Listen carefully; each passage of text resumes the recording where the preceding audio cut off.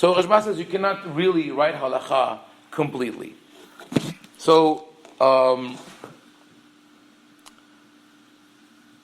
want to go with that in mind of having like how we really have to decide for ourselves on a regular basis to two things. One, the methodology of halakha, and the other are concepts that have been floated a lot in at least the last decade. I hear it a lot. A concept called MetaHalakha. Have you heard the term MetaHalakha?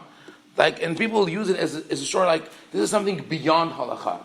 Those are like metaphysics, right?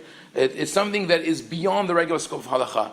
And I said, there's no such thing, MetaHalakha, because everything is halakha. When you are about to make a decision, every part of the equation is part of halakha. Emotions, perception, what will people say, how will people feel now, later, it's all part of it. And it is written in the Gemara, or in the Mishnah actually. The Mishnah says the following. When you choose people to be judges in the Sanhedrin, there are some people who are disqualified. One of them is Zaken u'mishen lo banim. Someone who never had children, or is now very old and his children are already grown-ups, cannot be a judge. Why?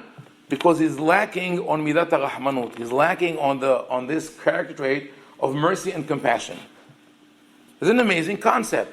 Hachamim tell you, here you have a man who studied, who was first probably nismach, then he became a dayan, then he moved, according to the way Rambam says, from one road to another until he became a judge in the Supreme Court that could issue capital punishment. And then we say, we're sorry, you're too old. You don't really feel the pain of people. The halakha, the Mishnah says that you have to feel the pain of people. You have to feel the problem in order to be a posek. This is for the rabbi. And unfortunately, a lot of the rabbis, of the poskim, don't see that. Because they have, the book, I just saw the Shuvah, which I'm going probably to quote tomorrow in the email. And it's about a woman who is not allowed to get pregnant. And they asked if you could use one of contraceptives. And the rabbi says, what's the problem? It's not pikuach nefesh. She could get divorced. And that's the solution. But she wants to be married. She wants to be with her husband. But no, that's the solution. What about her emotions? What about the way it's going to affect the kids? This is not factored in. So it's like methodology. I'm going back to this issue. Methodology of halakha. So, in the modern Orthodox world, which follows not modern, it's like Orthodox and modern Orthodox, follows to a great extent the teachings of the Ashkenazi school of thought, starting from medieval time. That what originally they learned from the Sephardic Ayun and then adopted it, and we call it the Brisk or Litvak or whatever. There are two major, I would say, fields of knowledge that are ignored in that world, or let's say one book and one field of science. The field of science that is ignored in halakha today is history. History doesn't count. Everything was always as it is today. If I will pull a picture from the 50s, for examples, that shows a woman without a hair covering, we will have to come up with an excuse to explain the picture, but not to say that maybe in the 50s women did not cover their hair. Right? So, and this is just one example. There are a million examples of when you look at halakha and you look at history and you put them together, you realize that you have to understand halakha differently. Rabbi Yosef Meshash, for example, in one of his reviews of a book, it was written, it was the Shalot Tshuvot Rabbi Yitzhak ben Walid. Rabbi Yosef Meshash praised the book. He says it's an amazing book. He said, but one thing is missing. One thing I don't find in the introduction to the book. The grandchildren of the author spoke about their grandfather. Then he says it's beautiful, but you know what's missing? I don't know where he lived and when. If I don't know where and when he lived, I cannot understand his halakha. Because it's particular and specific to the place and time. It's an amazing statement. We don't see it today. People say, I go back to the example of Kisui Rosh, right? Hair covering for women. Just look at what Rabbi Meshash says. Rabbi Meshash says, I look around me and I see that most women don't cover their hair. But I know that they're observant, righteous women. So I cannot label them all as non-observant. So I have to look at it in a different way. And I said, what is the source of this minhag? And he goes on into that, right? So I write that, I explain that, and then someone writes and says, but Rambam says that a woman who goes out without her hair covered is overrated al dat Moshe. She is breaking a biblical law. And we follow everything that we do is according to Rambam. What is my answer to that? What is my answer to that? It says part of it, the only part, is look at the history. Look at the context. And also ask yourself, do you really follow Maimonides to the letter? Every single word? Because Maimonides also says, Gnayu laisha sheteheh yotzet tamid, pa'am bashuk, pa'am barehovot. It's inappropriate for a woman to travel in the streets. Really, it's not. It's aib. You shouldn't do that. Once a month, twice a month, Saudi Arabia, right? Nahaz shalom to put down Maimonides, but it's a different culture. And not only that, it's like if we really say that I want to follow Maimonides to the letter, then follow everything he says. Don't pick and choose. But unfortunately, the rabbis are entitled to it. If you really go and investigate what the rabbi said and how they are posek halakha, you realize, wait a second, you pick and choose. You pick this halakha from Rambam, and this halakha from Shulchan Aruch, and this halakha from Haim Ovadia. An example of picking and choosing from Haim Ovadia, there are a lot of things that you hear from people saying, we do that because this is what Haim Ovadia said. Yalkut Yosef, Yabia Omer, Yehavedat, there's so many books out there. Right? It's true, Haim Ovadia says that. Haim Ovadia also says that a woman who wears a wig should be divorced. How many Talmidei Hachamim that we know that say we have to follow Haim Ovadia Yosef, everything he says, but their wives wear wigs, right? So do they follow what Haim Ovadia says? No. Are they entitled to pick and choose? Yes, but they're not entitled to tell us, all of us, not to pick and choose. So this is one concept I want to say in the methodology of Halakha, that we really have to educate ourselves in order to come to that point of being able to be posek. So it's a problem. It's a big problem because we don't have the time, right? People say we don't have time. So one remedy for that, really, I think, and I'm talking to the educators here, we have to tweak a little bit the curriculum in the schools, in the Jewish day schools, of how we teach halakha and how we teach our sources. Because in a typical school, you'll have probably 3 or 4 classes that are separate. There's Mishnah, Talmud, Dinim, and holidays. So the Hagim, the special times, you will teach the halachot of the Hagim. Then you have Dinim, a section that you study only halakha. You study Mishnah, maybe Brachot, maybe Yevamot, and then you study Talmud, a different section. They're not related. So there is this disconnect between the Mishnah and the Talmud and the halakha. What we're missing is the chronological order, starting historically. What does the Tanakh say? What does the Mishnah say? What does the Talmud say? What does Rambam say? What does Halakha say? Yeah, it's long, it's tedious to do it for each and every Halakha. So if we have time for that, good. If not, the other tool that we should apply when we study Halakha is study responsa, She'elot u'tshuvot. She'elot u'tshuvot, and not only one book. If you ask people today, especially in the Sephardic world, what book of She'elot u'tshuvot do you know? Yabia Omer. It's a great book. Yabia Omer is an amazing book. It's a very important book. But there are other books, and there's Haim Ovadia Yosef. There's Yaskil Avdi by Rabbi Ovadia Hadaya. There's Mishpatei Uziel by Chief Rabbi Uziel. Maim Haim by Rabbi Moshe Malka. Otzar HaMichtavim and Maim Haim, Maim Kedoshim also by Rabbi Yosef Meshash. Now, what is the advantage of looking at the responsa? Responsa is real life cases. You read the responsa, you read the She'elot u'tshuvot, and you see how the posek thinks, how he approaches the problem. You see a Shelah in Rav Be'alim, Rabbi Yosef, the Ben Ish Hai. He was asked about a case of adultery. Does he have to, the adulterer, the teshuvah, he came to ask for a method of repentance. Now he wants to know, does he have to alert the husband or not? It was years after the deed. So before the Ben Ish Hai even answered the question, he says, I have to make sure that the reputation of the family is not damaged. Because already they have married children. How is it going to affect the family? I have to find ways to say that he doesn't have to reveal the information. So he already considered what I said before, the MetaHalakha is already factored in. So that is one aspect. The other aspect, Tanakh. We don't study Tanakh as much as we should. And when I say Tanakh, it's not Tanakh through Midrash Agada, through commentators. We need the direct connection to Tanakh, to first know the full, total database of Tanakh, to make it part of our language.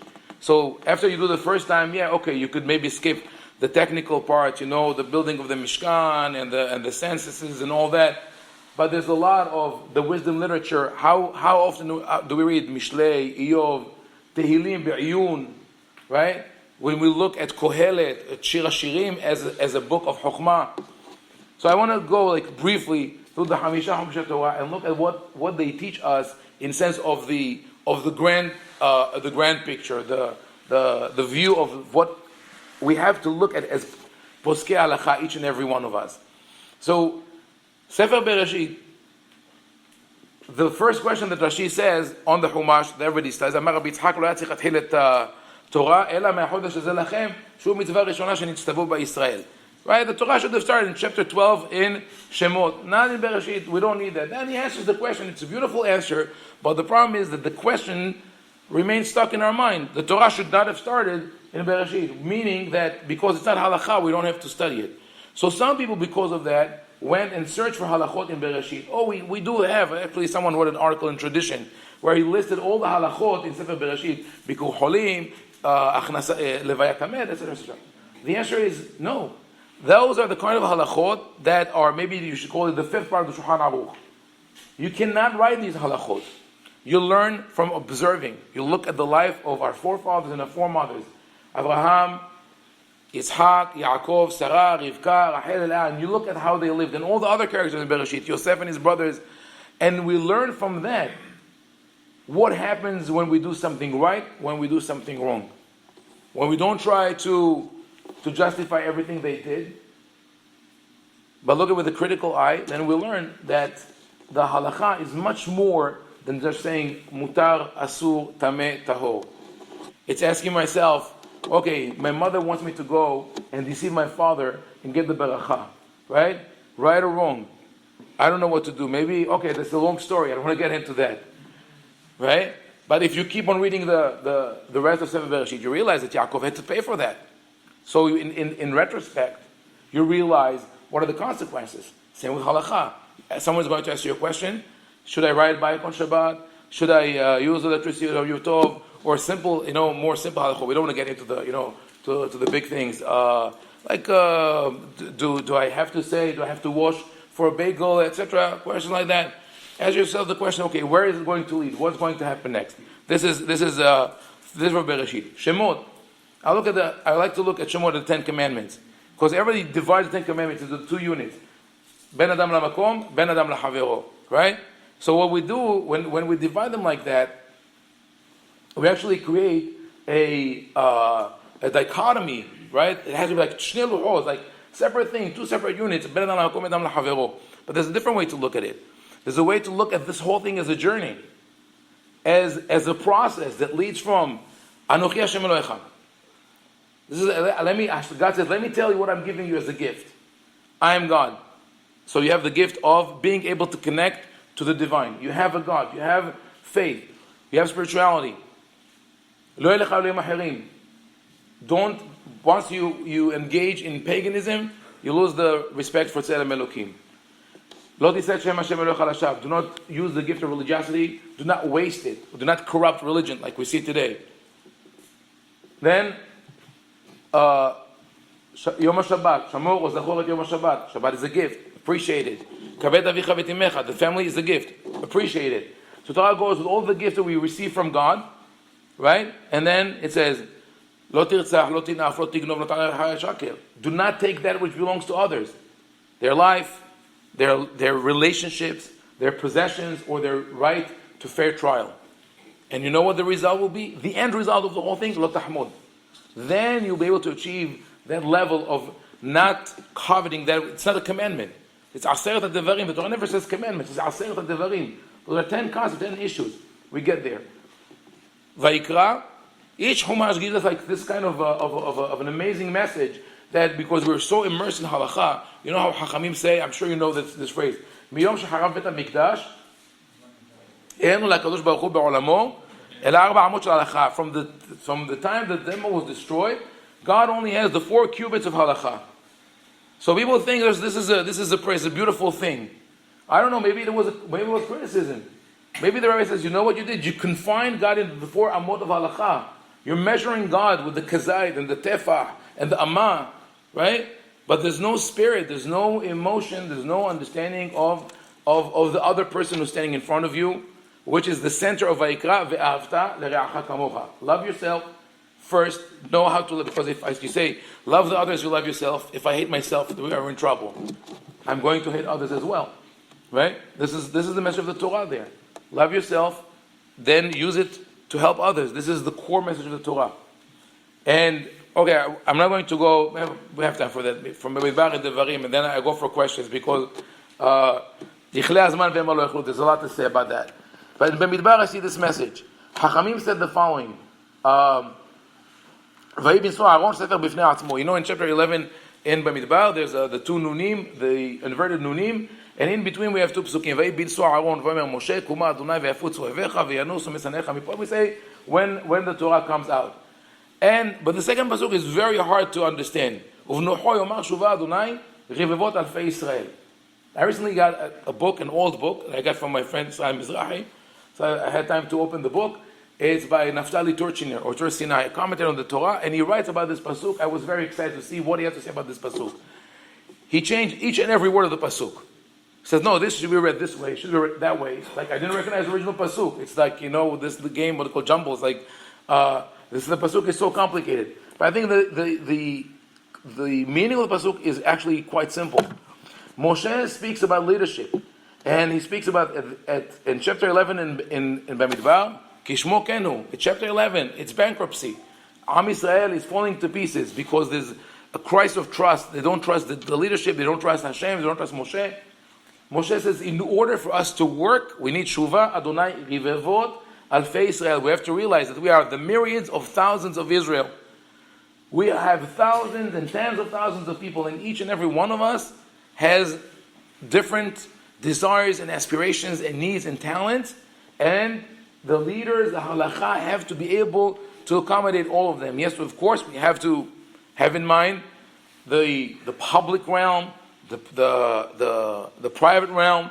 But for example, when it comes to the question of running the train in Israel on Shabbat, right? And you have to do maintenance, of course you have to do whatever you can to make it work, not whatever you can to make it not work. Find a solution. Find a solution. And this is really, I think, also the core of the answer in when we come to halakha. How do we make halakha relevant? To make halakha relevant in today's time and age, what the rabbis have to do is to recognize the problems. They have to talk to people and to listen to what's happening and to say, there is a problem. And from the Devarim, I'll mention what we just read, Tzedek, Tzedek Tirdof. Really, the pursuit of justice and how we treat other people. All these things are, throughout the Humash, we keep coming back to it. The Torah is not for God. The Torah is for us to make ourselves better, to heighten our spiritual awareness, and to help others. So I'll give you one last example of how the rabbis recognize or not recognize a problem. And that's with the story of Aguna. Aguna is one of the hot, really, really difficult issues that we have today, right? And the rabbi says there's no remedy for that. We're working. For the last 200 years, we're working. We didn't come to the solution yet. You know why they're working? Because we don't recognize the problem. Because when a woman's husband is missing, right? Then we find ways. We find one, and the question was raised in Halakha. Rabbi Shmuel Levi Wazner speaks about that. Shevet HaLevi. He says, how can we rely for Aguna to let her marry someone else? We rely on one witness, or on a woman, or on circumstantial evidence. We don't rely on anywhere else. Why here? He says, because we have a safety net. What is our safety net? Afkaat Kiddushin. He says, really, at the end of the day, we know that even if the witness is not kosher, or something is, there's a problem with the circumstantial evidence, we technically undid her marriage. She was never married to that man. We're good. We're covered. Really? You have that solution? Why don't you use it in a case where the husband refuses to give a get to his wife and she's here 15 years, she's suffering? Because I don't see the problem. The husband is here. Okay, we'll wait. We'll wait. I can wait. She cannot wait. She's suffering. So, to sum it up, what I said is we have to study Tanakh, but really, seriously. We have to study Shelot Utshuvot if possible. We have to realize that we have the responsibility. Sometimes we cannot turn to anyone to ask a question. We have to know what to do. This is V'amidu Talmidim Arbe. We have to be strong on our feet to be able to be posek halakha. And as long as we don't kill someone else, it'll be okay. And we have to remember that everything is part of halakha. Emotions, perceptions, how it's going to affect other people, what is going to happen 10 years from now, 50 years from now. If I'm strict with my kid now, is it going to be OTD of the derech in 20 years? So that's a problem. So all these things should be factored in, calculated. That would be maybe the first step towards making halakha relevant for the 21st century. Thank you, and now open for questions. Questions? Yeah. Right. Yeah. So based on this whole talk, it basically feels like we could rationalize any crossing of a mitzvah, transgression. We could rationalize adultery. We could rationalize murder. We could rationalize almost basically everything by using the context of the time, or what we're looking at that particular moment. Say a man has to provide for his family. He can work on Shabbat. So it's very possible. You're right, 100%. Do we have lines that we don't cross? Yeah, I agree 100%. Not only we could do that, it has been done. It has been done by the ultra-Orthodox community in Israel. The two examples that you give, adultery and murder, has been authorized by some ultra-Orthodox rabbis in Israel. One actually is sued, but it's a scandal. But for years, like a leader of a very, very strict sect in Bnei Brak was telling women to sleep with him. And then he said, since they did it with the consent of their husbands, it's not adultery. He sort of he rationalized that. Yeah, it is dangerous, but it's dangerous on both sides. Not only, it's when people, okay, now what? Well, how about murder? Do we know of any rabbis who sanction murder? Yes. Rabbis who oppose organ donation. Right? There are ways to have organ donation in a halachic manner, and people who oppose it, there were cases where organs were available, and rabbis delayed the decision until some organs were not available anymore, or all of them were not available. So yeah, it is very dangerous, but it goes both ways. That is what I always say, the slippery slope, that this fear of where are you going to take halakha goes both ways. We can never say, you have, if I'm going to be strict on that, I'm going to save lives. We have to look at the whole picture. So 100%, you have to be careful. We could rationalize everything, and we can only rely, I believe, on our own moral compass to kick in at a certain point, or maybe the combined consciousness of the community to help us with that. But we have to be alert. Yes. Rabbi, thank you for coming all the way from Silver Springs, Maryland, to one of the best neighborhoods. Thank you. I want to bring you back to the other neighborhood that you were once in, and that's LA.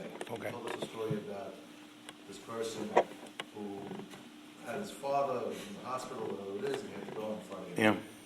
I want to understand the origins of the guilt that he had that caused him to go to Chacham or Rabbi for sect to go to the Rabbi. I want to understand in our educational system, we have this fear, this guilt that's instilled in all the kids. I want to understand the origins of that. Yeah.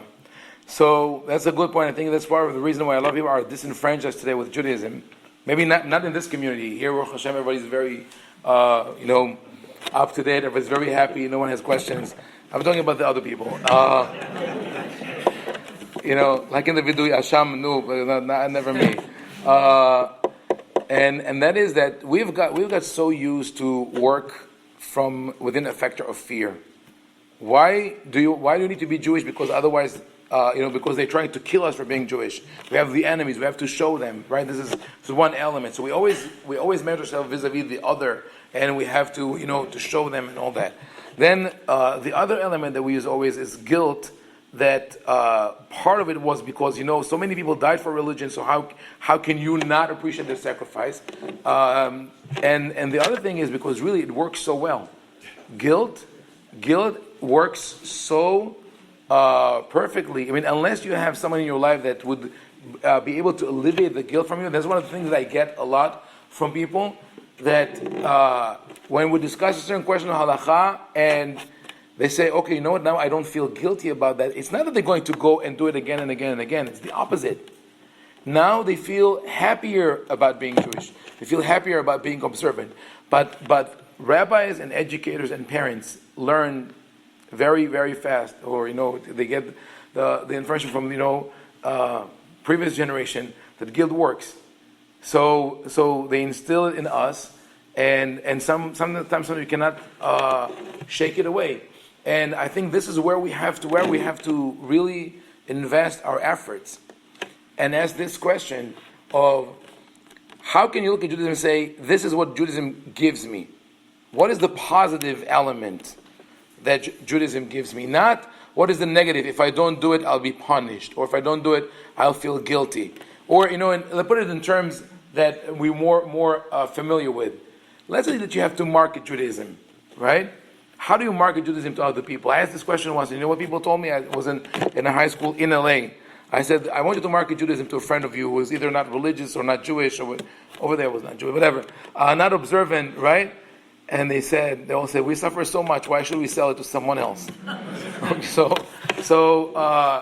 we have to clean our act in this thing and teach our kids not, okay, if you don't do this, you're going to be guilty. But if you do this, you're going to be happy. And the only way that we could show them that is if we're happy. Like if we sit at Shabbat at home and we're sullen and we're, oh my God, when is Shabbat over? I was like, right? It's like the pasuk in Yeshayahu, Omri Matai Nashbir Ba. We just wait for Shabbat to be over so we can go back to our practices. No, but if the kids is like, you can't wait for Shabbat to come and you enjoy Shabbat so much, they will enjoy Shabbat as well. That's what I think. Yes? And yeah? Good, Baruch Hashem. How are you? Yeah. I have a struggle. I don't know if others have the same struggle. Coming up to Rosh Hashanah and Yom Kippur, anywhere, probably even more Yom Kippur, where you say the same tefillah over and over again. You say if you're doing that, half of the stuff is, in my mind, not so real. You alluded to some of the issues in some of the emails, but it's saying the same thing over and over again, as if we didn't ask forgiveness the first time, we got to do it 6 more times, saying the same prayers. When it comes to halakha, as far as sort of, I don't want to use the word reinventing tefillah, making it more relevant, because it's just saying the same things over and over again. And maybe once every 10 or 12 tefillah, 50 right. or 100, you have a good one, and that's because you decide to almost disregard the text and just close your eyes and, how can we make tefillah and more relevant and within the confines of halakha? And within the confines of like the 2 minutes I have to answer you, right? I could have told you like off the cuff that just say what you feel that you need to say, but then we would say, no, how can you say this against halakha? But then I could quote Rabbi Avraham Yitzchak Cohen Cook, the first chief rabbi. We all know who Rav Cook was, who on the high holidays only said Shema and Amidah. His prayer on Rosh Hashanah and Kippur, it took him the whole day, but it says Shema and Amidah. He meditated, right? But I'll tell you something about the vidui. You're 100% right. Saying vidui 5 times on Kippur is really, it's an overkill. Because you say, at a certain point, either you say Ashamnu and you say it's not me, it's him, right? It's them, it's all the other people. It's all the other people that, I'm good, right? Or you just say, oh, it's a joke. Maybe I did something wrong, but I didn't steal, I didn't kill, I didn't commit adultery. So this doesn't relate to me. It's just another formula that I have to recite, right? So what I used to do in standing in the shul, I would stop and say, okay, anyone who wants to read the whole vidui, go ahead and read it. But we are going to talk for 5 minutes about Ashamnu or about Bagadnu. Bagadnu is a good, to speak about that. What is Bagadnu? We have betrayed someone's trust. Think about that. Take one concept and think about it. And if you think about it the whole day, or you think about how can I improve my life? What is something that I want to change? That is really the message of Rosh Hashanah and Kippur. Choose one Tehillim. Read Yeshayahu. I would say read, the Musar of Yeshayahu and the Nevi'im. And if you relate, read Iyov. Why not? Read something. I used to read Mesilat Yesharim when I was in yeshiva, and it inspired me more. But definitely you're allowed, I think you're allowed, in order for you to have the tefillah that you need, to choose your tefillah. Now, Mahalokat will be between Rambam and Rambam. Rambam says that tefillah is midoraita. Ramban says tefillah is midirabanan. But even Rambam says that it's the ikar is one time a day. So I'm not telling you to go back to Rambam, but at least one of the tefillot you can be a little more flexible. Right. You're articulating a theory or a philosophy of personal responsibility. Yes. And your own pisak. And you're saying that you need to develop an instinct in order to execute that. Yes. Can you clarify or articulate a principle of when is a person supposed to be ready for that? And if you don't have an answer to that, is it because what you give up by not having the right instinct is gained by the freedom and the responsibility? Okay, it's a good question. So first, I think it's a concept that people could understand more today when you look at the model of, believe it or not, the internet, right? When you have crowdsourcing and crowdfunding and something called mind sharing and crowd wisdom, that there is something that you learn. This is really what the minhag used to be all about. When we said that minhag, you follow the minhag Israel dinu, because people understood intuitively, this is what we have to do. Unfortunately, the last 100 years, the system has changed, and the rabbi said, no, it's only minhag if the rabbi approves of it. So how is the minhag? It's the rabbi's minhag, right? This is what we did. That's number one. The other thing is, when I say you develop the instinct for it, you could definitely have your rabbi or rabbis and people that you turn to get advice. But at a certain point, you want to be able to say, oh, I already know what I should do. And again, I'm going to use an analogy from modern technology. Artificial intelligence, right? I've been working for years trying to create artificial intelligence, right? And up until recently, the idea was, how do you create artificial intelligence? It goes through coding. You write the programming, you write the codes for the computer to handle a million different situations, right?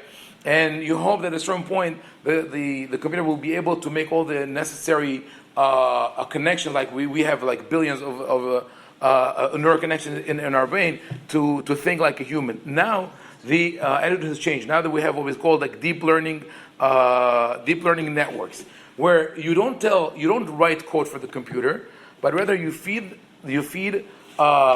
data of human behavior. This was one amazing example that just took place. A Go is a much more sophisticated game than chess. Chess, you have 30 possible moves. In Go, it's 200. So far, computers were not able to feed humans. But then they went with this deep learning networks. They also use it for autonomous cars and for other devices. They use, who knows, soon, we want to have an autonomous rabbi. It's like, okay, and then it'll be easier to make conferences like that. But the computer was able to defeat the Go player. But the most amazing thing it made a move that was never made before. It was a novelty, right? They fed the computer with something like 30 million moves, and now it does something that no one ever did before. That was like original thinking. It's an amazing moment. Some people actually were so excited by that they have it to their, like move 38. This is the move that, like the dawn of artificial intelligence. But then the more amazing thing happened, that the player in the next round, it was defeated in this round, but this champion in the next round made a move that no one ever did before, and he said that the machine taught him how to think. Something new was open to him.